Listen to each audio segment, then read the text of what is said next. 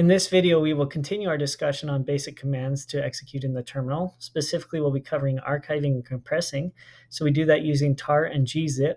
So multiple files can be added to archives using tar, and we'll have a tar extension. This is similar to the zip extension that you're used to. So there will be several flags that we'll use with it. C is to create the tar file. Z is to zip it at the same time as we're creating the tar file. Verbose means that it's going to show step by step so that we'll know the progress that it's making. F is going to determine the file name that is going to be created after the tar finishes its execution.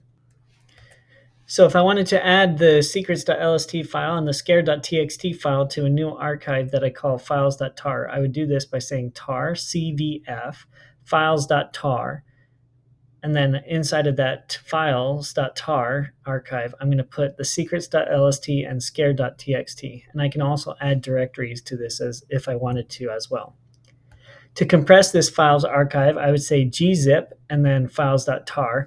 And what that's going to do is add the .gz file extension at the end of it, compressing it, making the file size smaller. You can do both these commands at the same time by adding the Z flag. This is going to allow us to add the tar and then zip it up. So that's tar czvf and then the name of the file. This time we're going to add a .gz extension. So files.tar.gz. And then we're going to put in secrets and scared like we did previously. Let's now run the archive and compress commands we just talked about. So the tar command, as you can see here, has taken the secrets.lst and scared.txt and put it inside of the files.tar file. If I do ls, we will see files.tar has been created. We could do the long format here to show you that the files.tar, it takes up 10,240 bytes. So let's go ahead and compress this using the gzip function. And let's do ls-l again. And you can see that this has compressed the file from 10,000 bytes down to 151 bytes. We can also decompress and extract the files using gunzip. So to decompress files.tar.gz, we'd say gunzip and then files.tar.gz, and that would extract out to just the tar extension.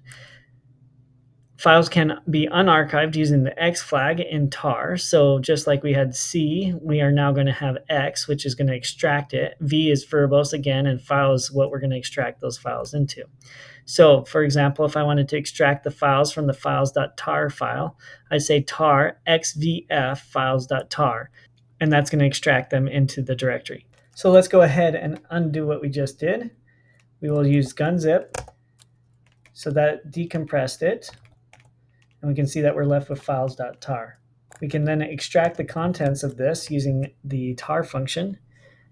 Notice we still have scared.txt and secrets.lst. We could remove these files first, but if I just extract it right now, essentially what it did is just overwrote the two files with the files embedded inside of the tar file. At any time, if we want to see what history we've run previously, we can say history and run that, and it will show all of our history.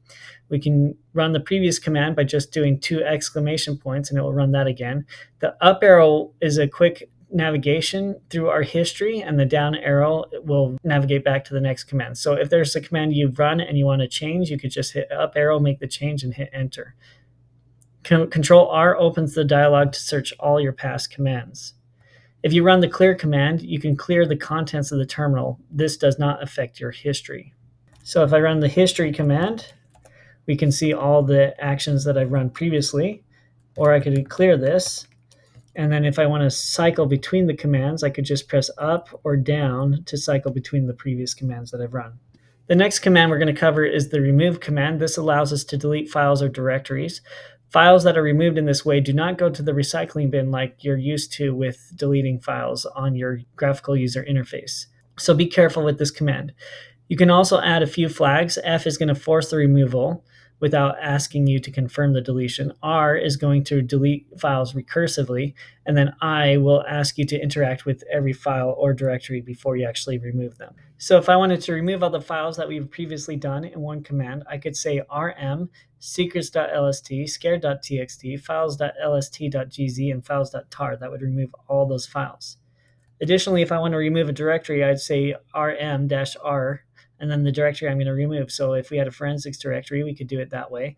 Or I could do rmdir forensics, and that would remove the directory. So let's go ahead and list our directory again.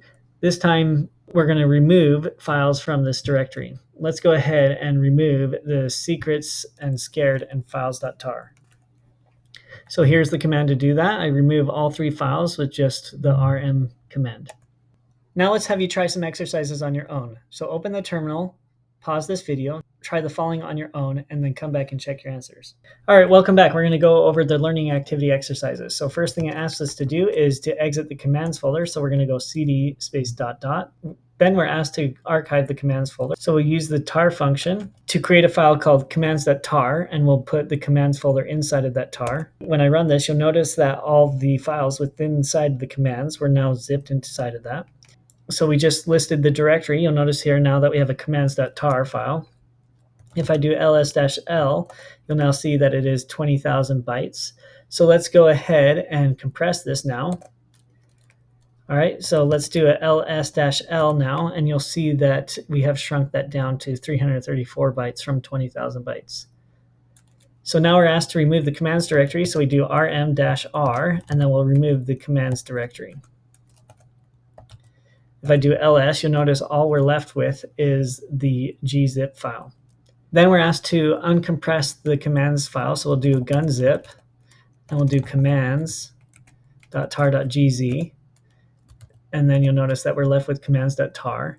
So let's extract everything from that. So we'll do tar, and it shows that it's extracted it. So if I do ls, you'll notice that we have a commands folder. If I do ls commands, you'll notice that we have all those files back that we previously worked with.